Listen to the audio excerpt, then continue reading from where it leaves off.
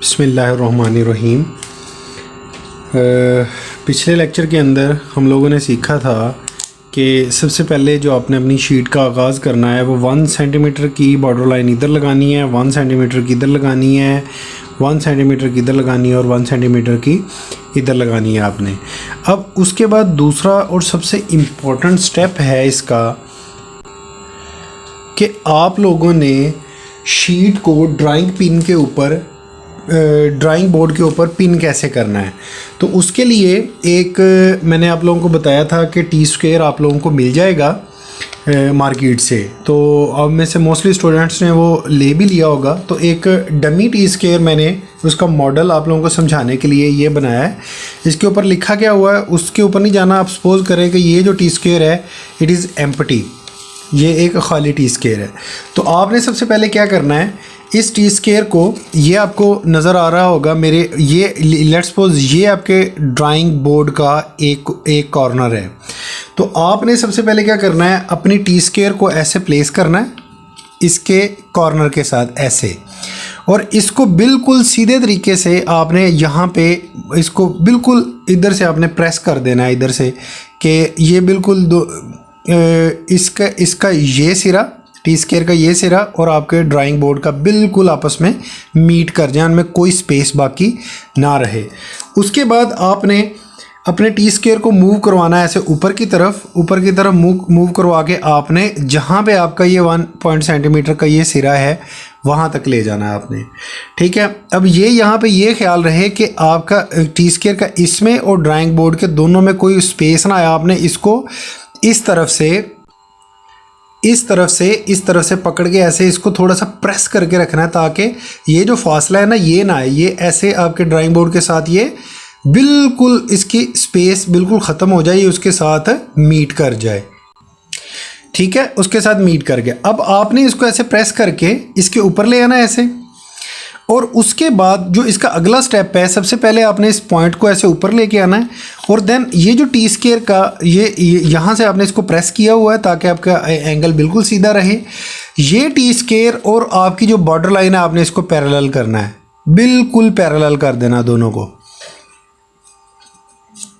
ये देखिएगा ऐसे, ये आपने इसको पैरेलल कर दिया अपनी शीट को, मतलब इस कोने से ऐसे पकड़ के आपने थोड़ा सा ऊपर या नीचे करके इसके बिल्कुल पैरेलल कर देना। जिस लम्हे ये पैरेलल हो जाए दोनों, ठीक है, उस लम्हे आपने यहाँ पे इसके इस कॉर्नर पे आपने वो एक पिन लगा देनी है। पिन लगाने के बाद ये मेरे पास टी स्क्वायर छोटा है, ये टी स्क्वायर ऐसे सीधा जाएगा। जब सीधा होगा तो आपने इधर भी पिन लगा देनी है। सिर्फ आपने ये फ़र्क रखना है कि ये टी स्क्वायर का ये सिरा मीट करे आपके इस ड्राइंग बोर्ड के साथ, और आपका ये जो स्ट्रेट लाइन ये बिल्कुल पैरेलल हो किसके, जो पहली आपने लाइन लगाई हुई है। तो इस तरीके से जब ये आपकी 2 पिन्स लग जाएंगी, उसके बाद आपने क्या करना है, आपने अपनी ड्राइंग शीट को बिल्कुल स्ट्रेट ऐसे करके यहाँ पे एक पिन लगा देनी है और तीसरी चौथी पिन यहाँ पे लगा देनी है। ये लगाने के बाद अब आपकी ड्राइंग शीट बिल्कुल सही तरीके से पैरेलल टू ड्राइंग बोर्ड आपकी पिन हो चुकी है। ठीक है, अब आपकी जो उसके बाद आप लोगों ने क्या काम करना है, उसके बाद आप लोगों ने यहाँ पे टाइटल बॉक्स बनाना है। यहाँ पे क्या करना है, टाइटल बॉक्स, जो कि हम सीख चुके हैं पिछली वीडियो के अंदर। अब आज की जो हमारी जो शीट है वो है सर्कमस्क्राइब्ड सर्कल्स के बारे में। वो किसके बारे में है, सर्कमस्क्राइब्ड फिगर्स के बारे में। सर्कमस्क्राइब्ड फिगर्स क्या होती हैं, जो ड्रॉ होती हैं outside the circle. For example, ये अगर मेरा सर्कल है तो इसके गिर्द अगर मैं एक ट्रायंगल ड्रॉ करता हूं ऐसे, तो ये जो सिनेरियो है ये मेरे पास बना सर्कमस्क्राइब्ड फिगर्स। तो कितनी टाइप्स की हम सर्कमस्क्राइब्ड फिगर इस शीट के अंदर ड्रॉ करेंगे। Number 1 triangular, number 2 square, circumscribed square, number 3 hexagon, number 4 octagon. ठीक है, ट्राइंगल में हमें पता है सम ऑफ एंगल्स होता है 160 180, तो हम एक एंगल इसका बनाएंगे 60 डिग्री का। स्क्वायर में हमें पता है कि एक एंगल 90 डिग्री का होता है। हेक्सागोन में एक एंगल 60 डिग्री का होता है और ऑक्टागोन में एक एंगल 45 डिग्री का होता है। ठीक है, तो इनको मद्देनज़र रखते हुए हम सर्कमस्क्राइब्ड ट्रायंगुलर बनाएंगे, जो कि मैंने उसका स्पेसिमेन ये ड्रा कर दिया। सर्कमस्क्राइब्ड स्क्वायर बनाएंगे, सर्कमस्क्राइब्ड हेक्सागोन बनाएंगे और सर्कमस्क्राइब्ड ऑक्टागोन बनाएंगे। तो इससे पहले कि हम शीट के ऊपर मूव करें, तो उससे पहले मैं थोड़ा सा आप लोगों को इंट्रोडक्शन देना चाहता हूँ हमारे जो इंस्ट्रूमेंट्स यूज़ होंगे इस शीट को बनाने के लिए। तो सबसे पहले जो हमारे पास यूज़ होगा वो होगा सेट स्क्वायर। अगर आप इसको देख पाओ, हमारे पास सेट स्क्वायर दो तरह के होते हैं। सेट स्क्वायर दो तरह के होते हैं। पहला सेट स्क्वायर इस फॉर्म का होता है। ठीक है, एक उसका एंगल होगा 90 डिग्री का, उसका बड़ा एंगल होगा 60 डिग्री का और ये एंगल होगा 30 डिग्री का।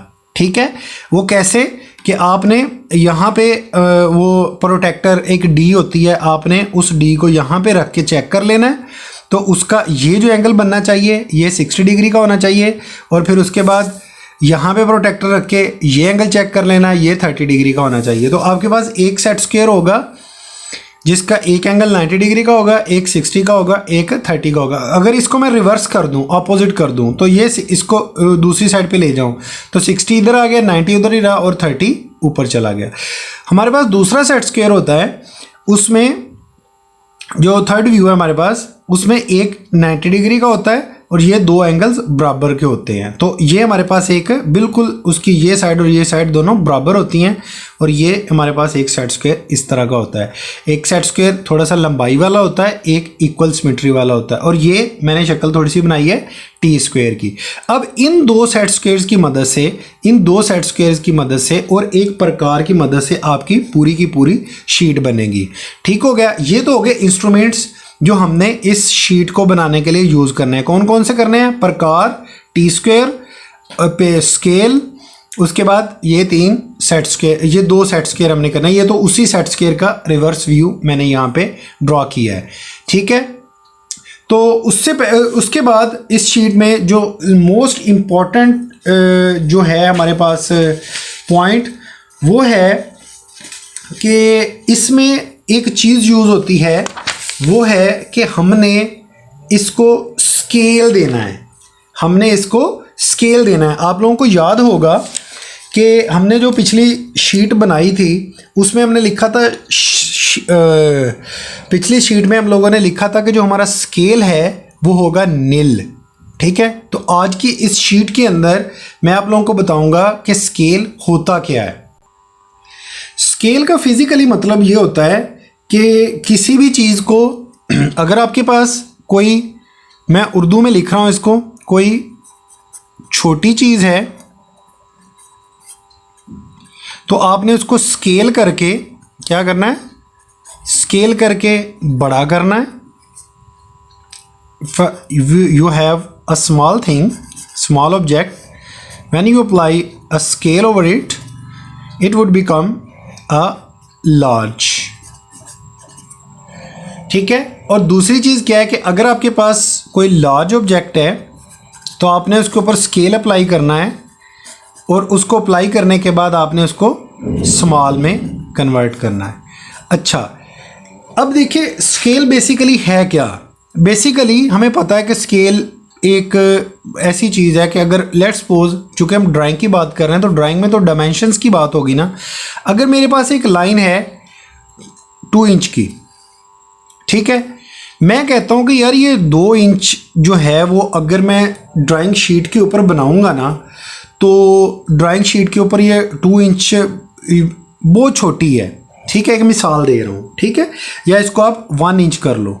ठीक है, 1 इंच, तो 1 इंच बहुत छोटी है। मैं चाहता हूँ कि यार ये कम से कम जो है ना, ये आपकी 5, जब ये शीट पे ड्रा हो ना तो ये जो लाइन लगे ना वो 5 इंच की लगे आपकी। तो आप क्या करते हो, आप अपनी ओरिजिनल डायमेंशंस को क्या करते हो, आप अपनी ओरिजिनल डायमेंशन को मल्टीप्लाई किससे कर देते हो? स्केल से। तो जो आपके पास आंसर आता है उसको आप ड्रॉ करते हो शीट के ऊपर। अब क्या हुआ, देखें, आपके पास छोटी चीज़ थी, आपने उसको स्केल से मल्टीप्लाई किया। फर्ज करें आपने स्केल अपना चूज़ किया कि जी योर स्केल इज़ 2 इंच या योर स्केल इज़ 5 इंच। अब क्या हुआ कि जब आपने अब आपने अपनी ओरिजिनल डिमेंशन 1 इंच को मल्टीप्लाई किया स्केल के साथ, तो आपके पास आंसर आया 5 इंच। क्या आया? 5 इंच। अब आपने इस 5 इंच को ड्रॉ किस पे करना है? शीट के ऊपर। इस 5 इंच को किस पे ड्रॉ करना है? शीट के ऊपर। अब जब शीट के ऊपर मैं लाइन लगाऊंगा, तो ये मैं ऐसे लाइन लगाई, तो शीट के ऊपर जो डायमेंशन लिखनी है वो मैंने क्या लिखनी है? Original dimension. वो क्या थी? 1 इंच। जबकि ये लाइन कितने इंच की लगी हुई है? जब मैं पैमाने से स्केल से मेजर करूंगा तो ये है 5 इंच की। इन लार्ज व्यू मुझे दिख रहा है, शीट के ऊपर मुझे बड़ा इमेज दिख रहा है। ठीक है, शीट के ऊपर मुझे बड़ा इमेज दिख रहा है। वो दिख कैसे रहा है? मैंने स्केल से उसको मल्टीप्लाई किया हुआ है। अब स्केल बड़ा करने के लिए जो आमतौर पे हम यूज़ करते हैं वो राउंड फिगर में यूज़ करते हैं हम, मतलब 1 2 3 4 5 6 ऐसे। ठीक है। अब दूसरा सिनेरियो क्या है? दूसरा सिनेरियो है कि आपके पास अगर कोई लार्ज चीज़ है, आपने उसको शीट के ऊपर शो करना है। फ़र्ज़ करें आपके पास ओरिजिनल डायमेंशन थी, फ़र्ज़ करें 1000 इंच, 1000 इंच की कोई लाइन थी, आपने उसको शो करना है शीट के ऊपर। तो ऑब्वियसली आप 1000 इंच को शीट पे तो शो नहीं ना कर सकते, क्योंकि शीट तो इतनी बड़ी नहीं है। तो आपको इसको स्केल डाउन करना पड़ेगा। तो फार्मूला क्या है? ओरिजिनल डायमेंशन को जब आप मल्टीप्लाई करेंगे स्केल के साथ। अब आपने चीज़ों को इनलार्ज करने के लिए आपने राउंड फिगर ले लिया, और स्मॉल करने के लिए आपने क्या स्केल लिया? स्मॉल करने के लिए चीज़ों को आपने पॉइंट्स के अंदर ले लिया, यानी कि 0.75, 0.25, 0.05, 0.01, 0.001 और एनीथिंग विच यू वांट। तो इस चीज़ को हम जब मल्टीप्लाई करेंगे इसके साथ, फ़र्ज़ करें मैं इस 1000 के लिए ये स्केल ले लेता हूँ 0.001 का। तो जब मेरे पास ओरिजिनल डायमेंशन थी मेरे पास ओरिजिनल डायमेंशन थी 1000 इंच की, मैंने लाइन लगानी थी। मैंने उसको अपने फार्मूले में पुट किया 1000 इंच को, स्केल मैंने पुट किया था 0.001। तो मैं क्या करता हूँ, मैं 1000 इंच मल्टीप्लाई बाई 0.001, तो मेरे पास आंसर क्या आया? तो आंसर आया 10 इंच का। ठीक है। अब ये जो आंसर आया ना, इस 10 इंच को मैंने ड्रा करना है शीट के ऊपर। किसके ऊपर ड्रा करना है? शीट के ऊपर। तो अब क्या होगा कि मेरे पास एक बड़ी चीज़ थी, उसको मैंने स्केल डाउन करके स्मॉल करके शीट के ऊपर ज़ाहिर कर दिया। अब कोई डिज़ाइनर आएगा ना, वो जब इस शीट को देखेगा तो वो सबसे पहले स्केल देखेगा। इसीलिए हम इन शीट्स को स्केल शीट भी कहते हैं। वो स्केल देखेगा, स्केल में जाके वो देखेगा कि भाई स्केल नील है, या स्केल में कोई ऑब्जेक्ट अगर ओरिजिनली छोटा था तो उसको स्केल, अगर तो राउंड फिगर है तो वो कहेगा कि भाई ओरिजिनली चीज़ छोटी थी, राउंड फिगर के साथ मल्टीप्लाई करके स्केल जो उन्होंने लिखा हुआ है वो मल्टीप्लाई करके इसको बड़ा करके दिखाया गया, लेकिन ओरिजिनली चीज़ क्या थी? छोटी थी। लेकिन अगर स्केल है आपका पॉइंट्स के अंदर, तो फिर वो डिज़ाइनर क्या देखेगा कि भाई जो आपके पास डायमेंशन लगी हुई है ना शीट के ऊपर, ये छोटी है, इसको जब वो स्केल से मल्टीप्लाई करेगा, मल्टीप्लाई करने के बाद जो उसके पास फाइनल आंसर आएगा वो आएगा लार्ज। क्या आएगा? वो आएगा लार्ज। जब वो देखेगा ना कि ओरिजिनल, जब वो एक लाइन लगी होगी ना ऐसे शीट के ऊपर और उसके नीचे ओरिजिनल डायमेंशन लिखी होगी आपने 1000 इंच की, तो उसको ये पता चल जाएगा कि जो शीट पे लाइन लगी हुई है ना, जो स्केल से मेजरेबल, वो हम जिसको मेजर कर सकते हैं, वो क्या है? इसको वो मल्टीप्लाई करेगा स्केल के साथ, तो जो आंसर आएगा ना शीट के ऊपर वो आंसर ड्रा हुआ होगा। लेकिन शीट के ऊपर लिखा क्या होगा? शीट के ऊपर लिखा होगा ओरिजिनल डायमेंशन। तो यहाँ पे हमारे पास स्केल दो तरह के होते हैं, कि छोटी चीज़ को अगर आपने शीट के ऊपर बड़ा करके दिखाना है तो राउंड फिगर से मल्टीप्लाई कर दें, और अगर आपने बड़ी चीज़ को छोटा करके दिखाना है तो उसको इस स्केल के साथ मल्टीप्लाई कर दें पॉइंट्स वाले के साथ। फॉर एग्जांपल आपके पास एक नट था, अब आपके पास नट की ओरिजिनल जो इस तरह की कोई डायमेंशन होगी हेक्सागोन, ठीक है, ये वाली ऑक्टागोन। तो अब आपने एक ऑक्टागोन छोटी फिगर थी, जब आप इसको शीट पे बनाओगे तो वो शायद इतनी बड़ी ऐसे फिगर बने, इन लार्ज व्यू में बने। तो वो कैसे होगी कि आपने छोटी स्केल को राउंड फिगर के साथ मल्टीप्लाई करके बड़ा किया होगा और शीट के ऊपर आपने वो चीज़ ड्रा की होगी जो आपके पास स्केल से मल्टीप्लाई होने के बाद आई होगी, और शीट के नीचे डायमेंशन किस चीज़ की दी होगी, जो आपके पास ओरिजिनल होगी। ओके, सिमिलरली अब आपके पास पाकिस्तान का मैप है, या अब आपने पूरे मकान को शीट के ऊपर जाहिर करना है, तो जाहिर बात है मकान की डायमेंशंस तो बहुत बड़ी हैं, तो अब आपको उसको स्केल डाउन करना पड़ेगा। स्केल डाउन करके आपको वो डायमेंशन जो आंसर आएगा उसको शीट पे ड्रा करना पड़ेगा, और नीचे जो डायमेंशन आपने लिखनी है वो ओरिजिनल डायमेंशन लिखनी है। ठीक हो गया। तो हमारे पास यहाँ से एक फार्मूला बन गया कि हमने शीट के ऊपर मेजरमेंट्स कैसे ऐड करनी है। तो दो चीज़ें हैं, एक है ड्रा, एक है राइट। तो शीट के ऊपर हमने ड्रा कैसे करनी है, after multiplication with scale, scale से मल्टीप्लाई करने के बाद जो आंसर आएगा ना उस आंसर को हमने ड्रा करना है। लेकिन जो ड्रा करने के बाद नीचे उसकी लिखनी है वो हमने एक्चुअल डायमेंशन लिखनी है। ओके, तो एक्चुअल क्या है, एक्चुअल वो थी हमारे पास जो रियल डायमेंशन होती है, वो स्मॉल भी हो सकती है, वो लार्ज भी हो सकती है। ठीक हो गया। तो ये हमारे पास दो चीज़ें थी। तो अब हम चलते हैं जनाब अपनी शीट की तरफ। पहली शीट हम बनाएंगे कि हमने किस तरीके से सर्कमस्क्राइब्ड ट्राइंगल बनानी है। तो इसका थोड़ा सा डेमो मैं फ्री हैंड स्केचेस के साथ आपको दूंगा, लेकिन जो ओरिजिनल इसका डेमो है वो आपको मिलेगा जब हम अगली फिगर बनाएंगे शीट के साथ, वो आपको अदनान लियाकत साहब समझा के बताएंगे। हाँ जी जनाब, आपने ये सर्कल कैसे लगाना है और उनके अंदर सेंटर लाइन कैसे लगानी है, इसकी डिमॉन्स्ट्रेशन कमिंग वीडियो के अंदर आ रही है, वहाँ से आपने इसको सीख लेना है। तो मैं आपको ये बताता हूँ कि अब आपने ये सेंटर लाइन लगा ली। सेंटर लाइन लगाने के बाद अब आपने दो सेट स्क्वायर यूज़ करना है। एक सेट स्क्वायर वो जिसके दो एंगल 45 के हैं और एक 90 का। अब आपने उसको इस टेजेंट के ऊपर, अब ये टेजेंट जो आपने लगाना है ये भी आपको कमिंग शीट के अंदर बता दिया जाएगा कि ये यहाँ पे आपने टेजेंट कैसे लगाना है। अब जो आपने टेजेंट लगाया होगा ना उस टेजेंट के ऊपर आपने ये सेट स्क्वायर रखना है जिसका एक एंगल, दो एंगल 45 के हैं, एक 90 डिग्री का है। अब आपने दूसरा सेट स्क्वायर उठाना है, इसको यहाँ पे पकड़ लेना आपने, दूसरा सेट स्क्वायर इधर रखना है आपने। ठीक है, दूसरा सेट स्क्वायर ऐसे आपने उसको मूव करवाना है, उसकी इस सरफेस को ऐसे मूव करवाना है कि आपको इस सर्कल का एक सिरा नज़र आना शुरू हो जाए, और उसकी ये जो सरफेस है इसको आपने मूव करवाना है, इसके ऊपर ऐसे आप इसको मूव करवा सकते हो। ठीक है, तो अब आपने उसके ऊपर ऐसे एक लाइन लगा देनी है, ये वाली लाइन। ओके, तो ये एंगल जो आपके पास बनेगा ये बनेगा आपके पास है 60 डिग्री का।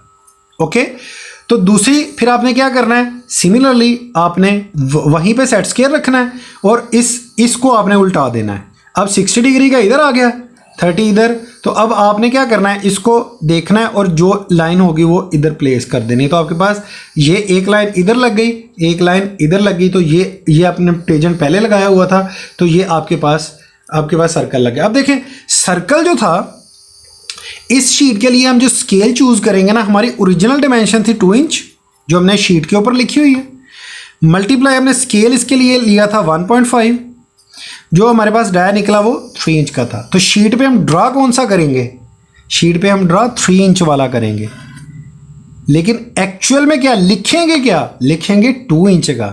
ड्रा 3 इंच का होगा, जब मैं स्केल से मेजर करूंगा तो दिस इज 3 इंच। अब मैं स्केल से मेजर किया, आंसर जो है उस आंसर को मल्टीप्लाई किया स्केल से, तो मुझे पता चला इसकी ओरिजिनल डायमेंशन थी 2 इंच। तो ये हमारे पास जनाब सर्कमस्क्राइब्ड ट्राइंगल बन गई। अब सिमिलरली इसके बाद मैं आपको लास्ट डेमो दूंगा, बाकी 2 फिगर्स वो आसान हैं, वो हम डायरेक्टली लैब के अंदर ही सीखेंगे, लेकिन ये थोड़ी सी आपको इसकी डिमॉन्स्ट्रेशन देनी है कि हमने सर्कमस्क्राइब्ड हेक्सागोन कैसे बनाना है। सिमिलरली इस फिगर के अंदर आपने 2 टेजेंट लगाए हुए हैं, एक टेजेंट ये वाला है, एक टेजेंट ये वाला है। अब आपने वही एक सेट स्क्वायर इधर रखा जिसके 2 एंगल 45 के थे। अब आपने क्या करना है, 60 डिग्री वाला इधर कोना लेके आना और इसके ऊपर ऐसे आपने एक लाइन लगानी है। सिमिलरली इसको आपने मूव करवाना है, ऐसे स्ट्रेट मूव करवाना है यहाँ पे कि आपको ये कॉर्नर नज़र आना शुरू हो जाए। यहाँ पे आपने एक लाइन लगा देनी है, तो ये 2 लाइनें आपकी लग गई। सिमिलरली फिर आपने क्या करना है, इसी सेट स्क्वायर को अब आपने उल्ट कर देना है और 60 वाला एंगल इधर आ जाएगा, 90 वाला इधर और 30 वाला इधर। तो ये आपके पास यहाँ पे आपने एक लाइन लगानी है और फिर इसको इधर मूव करवाना है सेट स्क्वायर के ऊपर और ये आपकी यहाँ पे एक लाइन लग जाएगी। तो ये आपके पास एक हेक्सागोन बन जाएगा। ठीक है, तो ये आपके पास। और अगली फिगर है जनाब ऑक्टागोन और स्क्वायर, वो हम डायरेक्टली लैब के अंदर सीखेंगे।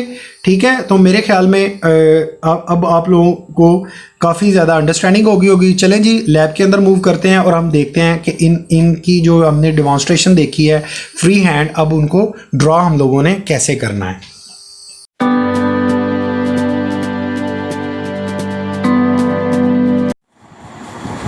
Second sheet engineering drawing and graphics की first year engineering drawing title box के बारे में आपको बताया जा रहा है। फर्स्ट ईयर इंजीनियरिंग ड्राइंग है, टाइटल सर्कमस्क्राइब्ड फिगर है, सर्कमस्क्राइब्ड फिगर। ठीक है, ड्रॉन बाय आपका नेम आ जाएगा, एंगल ऑफ प्रोजेक्शन नीला है, स्केल 1.5 है, शीट नंबर 2 है, डेट आपने डाल लेनी और चेक बाय छोड़ देना है। आपको स्केल के बारे में ब्रीफली एक्सप्लेन किया जा चुका है। स्केल क्या होता है, स्केल एक यूनिट लेस क्वांटिटी है, स्केल का कोई यूनिट नहीं होता, वो किसी भी मेजरमेंट के साथ मल्टीप्लाई होती है, उसको इंक्रीज़ कर देती है या डिक्रीज़ कर देती है।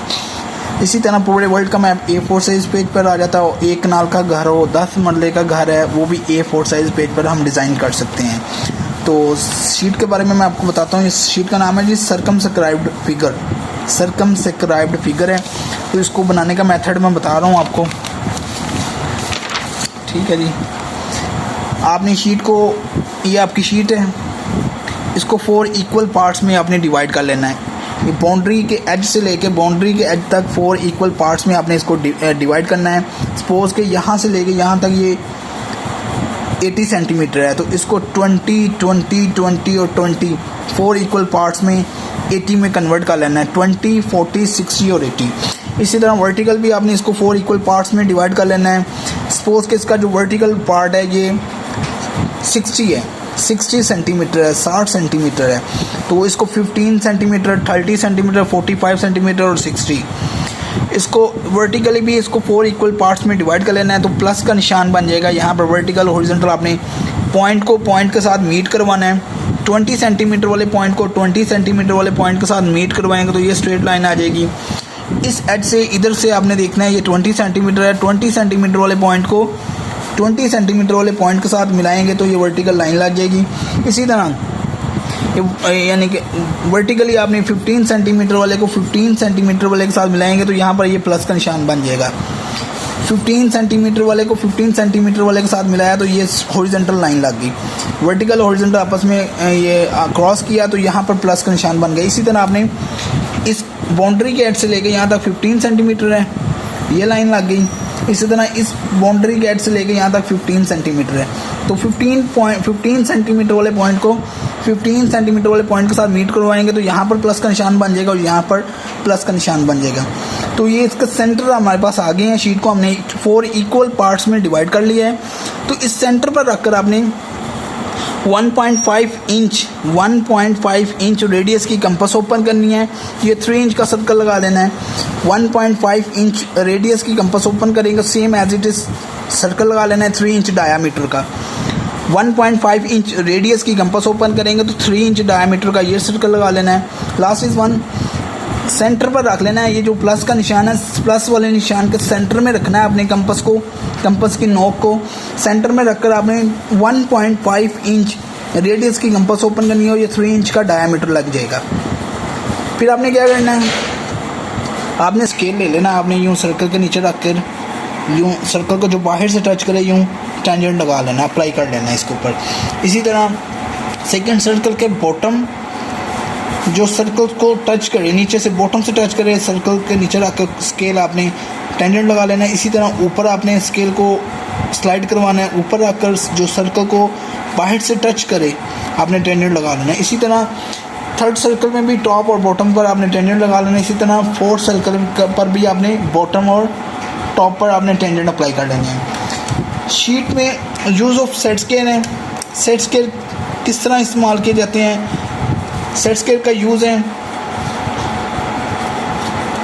मेरे पास शीट है, A4 साइज़ पेज है, एक A4 साइज़ की शीट पड़ी हुई है, इसलिए मैंने छोटा सेट स्केयर भी यूज़ कर रहा हूँ, बड़ा सेट स्केयर भी यूज़ कर रहा हूँ जो शीट के ऊपर यूज़ होना है। स्कॉलर शीट के ऊपर जो सेट स्केयर यूज़ होगा बड़े वाला ये यूज़ होगा, और A4 साइज़ के लिए मैंने स्मॉल सेट स्केयर यूज़ रखा हुआ है यूज़ करने के लिए। अब यूज़ ऑफ सेट स्केयर, इसका इस्तेमाल कैसे ये बता देता हूँ। ऐसे ये आपके पास बड़ा सारा टी स्केयर है या स्केल ले लें आप, इसको स्केल के ऊपर रख लें या टी स्केल के ऊपर रख लें, ये उसके ऊपर यूँ स्लाइड करेगा। ये वाला जो इसका बॉडी का पार्ट होगा ये 60 का है, ये वाला इसका 90 का है। इसको अपोजिट डायरेक्शन में मूव करवाया, ये फिर स्केल के ऊपर यूँ स्लाइड करेगा। ये वाला जो इसका पार्ट है ये 60 का है, ये 90 का है। इसको इस डायरेक्शन में रखेंगे। इसको हमेशा याद रखने का जो मेथड है, ये जो लार्ज पार्ट ऑफ बॉडी है इसका सेट स्केयर का जो लार्ज पार्ट है ये 30 का है, जो स्मॉल पार्ट है इसका ये 60 का है। इसको अपोजिट डायरेक्शन में यूँ मूव करवाएंगे तो ये वाला आपके पास जो लार्ज पार्ट ऑफ बॉडी है इसका लार्ज पार्ट है इस सेट स्केयर का ये 30 का है, जो स्मॉल है ये वाला ये 60 का है। तो इसको इस डायरेक्शन में रखेंगे हम, ये आपके पास 60 का होगा और ये 90 का है आपके पास। ये 60 का सेट स्केयर है, ये 90 का सेट स्केयर है आपके पास। इसमें 30, 60 और 90 यूज़ हो रहा है। ये स्मॉल सेट स्केयर मैंने यूज़ कर रहा हूँ A4 साइज़ के लिए, पेज के लिए। अब जो आपकी स्कॉलर शीट है उसके लिए हम यूज़ कर रहे हैं बड़ा सेट स्केयर। सेट स्केयर मुख्तलिफ मेजरमेंट्स में मिल जाते हैं आपको, स्मॉल साइज़ में भी मिल जाते हैं, मीडियम में भी मिल जाते हैं, लार्ज में भी मिल जाते हैं।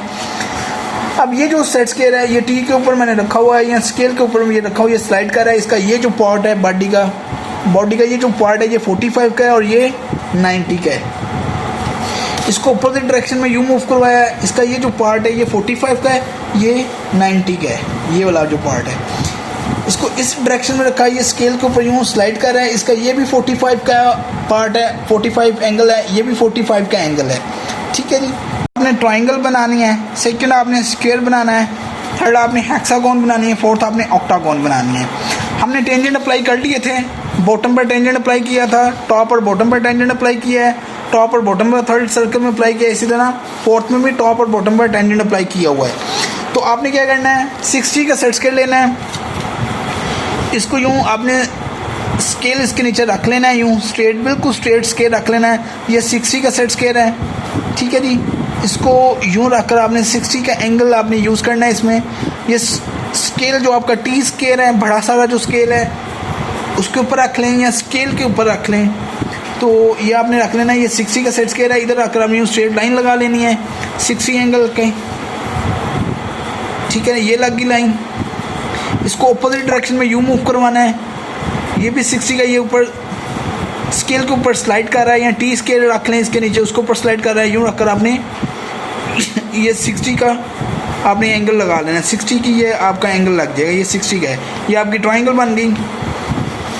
हेक्सागोन बनाना है आपने, बॉटम और टॉप पर टेंजेंट ऑलरेडी आपने लगाए हुए हैं, तो इधर भी 60 का सेट स्केल यूज़ होगा। 60 का सेट स्केल ले लेना आपने, यूँ रख लिया, ये 60 का एंगल लगा लिया, यूँ ये लगा हुआ है आपका एंगल। इसको स्लाइड कराया, ऊपर वाली डायरेक्शन में लेकर आए, टॉप वाली डायरेक्शन में ले आए। यहाँ पर आपने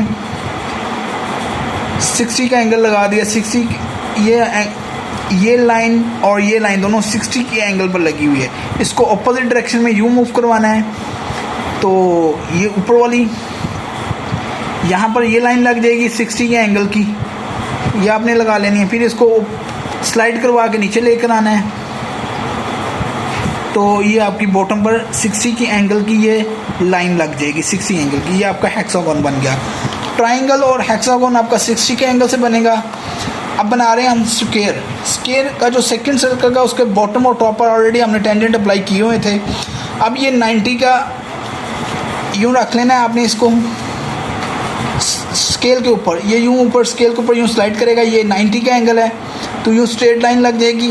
इसको स्लाइड करा के आगे लेके गए, ये 90 का एंगल है, ये स्ट्रेट लाइन लग गई आपके पास। ये स्क्वायर बन गया आपका।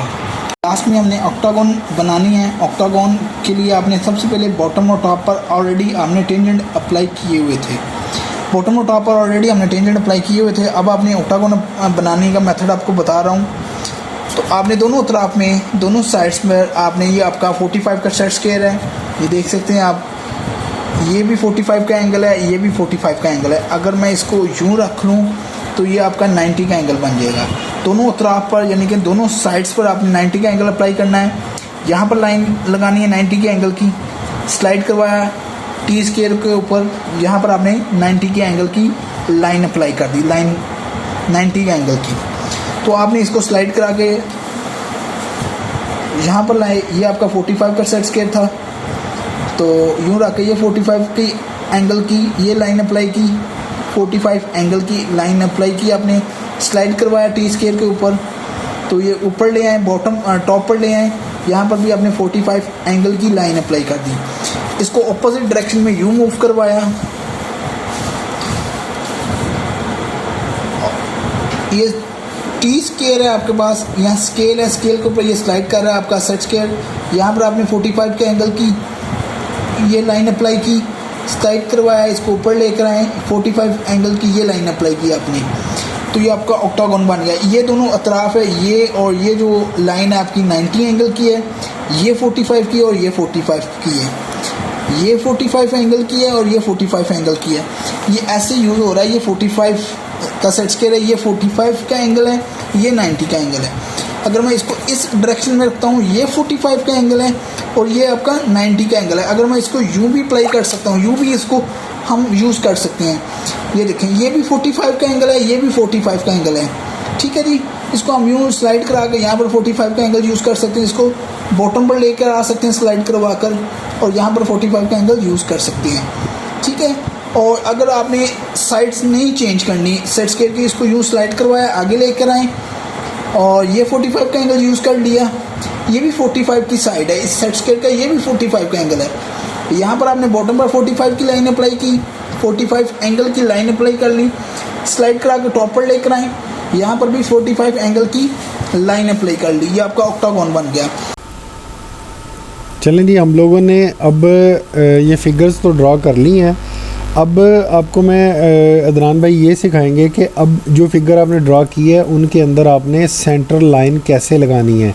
ये बहुत इंपॉर्टेंट कॉन्सेप्ट है, इसको आपने ध्यान से सीख लेना है, क्योंकि सेंटर लाइन जब तक आपको नहीं आएगी तो ये ड्राइंग की मतलब जो एसेंशियल्स है ना वो आपको क्लियर नहीं होंगी। तो चलें जी, अब हम वो सीखते हैं कि सेंटर लाइन कैसे लगानी है। सेंटर लाइन लगाने का मेथड आपको एक्सप्लेन किया जाएगा। सेंटर लाइन 1 सेंटीमीटर की लाइन लगानी है आपने, 3 mm का गैप है, इन बिटवीन डॉट है, फिर 1 सेंटीमीटर की लाइन है, 3 mm का गैप है, इन बिटवीन डॉट है, फिर 1 सेंटीमीटर की लाइन है, 3 mm का गैप है, इन बिटवीन डॉट है, फिर 1 सेंटीमीटर की लाइन है। ट्राइंगल में वर्टिकल सेंटर लाइन आएगी, स्क्वायर में वर्टिकल और हॉरिजॉन्टल सेंटर लाइन अप्लाई की जाएगी, और हेक्सागोन में भी हॉरिजॉन्टल और वर्टिकल सेंटर लाइन आएगी, ऑक्टागोन में भी हॉरिजॉन्टल और वर्टिकल सेंटर लाइन लगाई जाएगी। सेंटर लाइन सिमेट्रिकल जो पार्ट्स होते हैं उनको इक्वली डिवाइड करने के लिए हम यूज़ करते हैं, सिमेट्रिक पार्ट्स के लिए लगाई जाती है, अनसिमेट्रिक में यूज़ नहीं होती। सपोज के अब ये ट्राइंगल है हमारे पास, इसमें सिर्फ वर्टिकल सेंटर लाइन आ रही है, स्क्वायर में हॉरिजॉन्टल और वर्टिकल आ रही है, हेक्सागोन में भी हॉरिजॉन्टल और वर्टिकल आ रही है, ऑक्टागोन में भी हॉरिजॉन्टल और वर्टिकल आ रही है। ट्राइंगल में ये देखें, ये ट्राइंगल है आपकी, इसको अगर वर्टिकल यूँ काटा जाएगा तो ये शेप इसकी, ये शेप इसकी, ये सेम है। अगर इसको मैं हॉरिजॉन्टल यूँ काटता हूँ तो ये ऊपर वाला आपका जो पार्ट है वो ट्राइंगल बन जाता है, नीचे वाला आपका जो पार्ट है वो रेक्टेंगुलर बन जाएगा, रेक्टेंगुलर शेप में चला जाएगा। इसलिए इसमें सिर्फ वर्टिकल सेंटर लाइन आएगी, ट्राइंगल में सिर्फ वर्टिकल सेंटर लाइन अप्लाई की जाएगी। स्क्वायर में आपने अगर स्क्वायर को आप वर्टिकल काटते हैं तो इसकी ये शेप और ये वाली जो शेप है ये सेम है। अगर इसको मैं हॉरिजॉन्टल यूँ काटता हूँ तो इसकी ये वाली शेप और ये शेप दोनों ये रेक्टेंगुलर में कन्वर्ट हो जाएंगी। अब हेक्सागोन है आपके पास, हेक्सागोन को अगर मैं हॉरिजॉन्टल यूँ काटता हूँ, इसकी बॉटम वाली और टॉप वाली शेप दोनों सेम है, ये सेम है। अगर इसको मैं वर्टिकल यूँ काटूँगा, वर्टिकल हेक्सागोन को काट रहा हूँ, इसकी राइट साइड और लेफ़्ट साइड वाली दोनों शेप सेम है। इसी तरह ऑक्टागोन है, उसको भी वर्टिकल हॉरिजॉन्टल काटा जा रहा है, आप ये देख सकते हैं ट्राइंगल में वर्टिकल सेंटर लाइन आएगी, स्क्वायर में हॉरिजॉन्टल और वर्टिकल। इसको लगाने का जो मेथड है, सेंटर से आपने 5 mm राइट लगाना है, 5 mm लेफ्ट लगाना है। सेंटर से 5 mm आप अपने टॉप पर लगाना है, 5 mm आपने बॉटम पर लगाना है। फिर 3 mm का गैप लगाना है, फिर 1 सेंटीमीटर की लाइन है, इन बिटवीन डॉट है। फिर 3 mm का गैप है, 1 सेंटीमीटर की लाइन है, इन बिटवीन डॉट है। 3 mm का गैप है, 1 सेंटीमीटर की लाइन है, इन बिटवीन डॉट है। 3 mm का गैप है, 1 सेंटीमीटर की लाइन है, इन बिटवीन डॉट है। 3 mm का गैप है, इन बिटवीन डॉट है और 1 सेंटीमीटर की लाइन लगानी। इस तरह आपने वर्टिकल हॉरिजॉन्टल ये लगा लेनी, अप्लाई कर लेनी है आपने। इसके बाद आ जाती है डिमेंशंस लाइन। डिमेंशंस लाइन ये जो एक्चुअल जो इसका डाया होता है ना, जो एक्चुअल जो आपने इसका डाया है वो 2 इंच है। स्केल इसका 1.5 है, आपने देखा था स्केल इसका 1.5 है। तो मैंने आपको बताया था कि स्केल को आपने स्केल आपका 1.5 इंच है, 1.5 है सॉरी, स्केल का यूनिट कोई नहीं होता। इसका एक्चुअल डाया 2 इंच है, तो 2 मल्टीप्लाई बाय 1.5 तो ये 3 इंच आपके पास डाया आ गया। तो 1.5 इंच और रेडियस की आपने कॉम्पस खोलनी है 1.5 इंच, और ये सर्कल्स आपने लगा लेने थे। आपने ये सर्कल्स अप्लाई किए। एक्चुअल डाया इसका 2 इंच है। ये एरोहेड और ये वाला एरोहेड इसका डाया बता रहा है कि इतनी इसकी बाउंड्री है, और जो आउटर जो एरोहेड है ये इसकी डिमेंशन को बता रहा है, इसकी 2 इंच एक्चुअल डिमेंशन है। एक्चुअल जो डिमेंशन है 2 इंच है, स्केल से मल्टीप्लाई करेंगे तो ये 3 इंच का डायामीटर अप्लाई होगा। मैंने आपको बताया था स्केल वो चीज़ है, वो किसी भी मेजरमेंट के साथ मल्टीप्लाई होगी, उसको इंक्रीज़ कर देगी या डिक्रीज़ कर देगी। इसका जो स्केल है 1.5 है, तो इसलिए थोड़ा सा ये डाया इंक्रीज़ हो जाएगा। ठीक है, ये 3 इंच डायामीटर है, 1.5 इंच रेडियस की आपने सेंटर में रखकर आपने कंपास 1.5 इंच की रेडियस की कंपास ओपन करके ये सर्कल अप्लाई किया था आपने।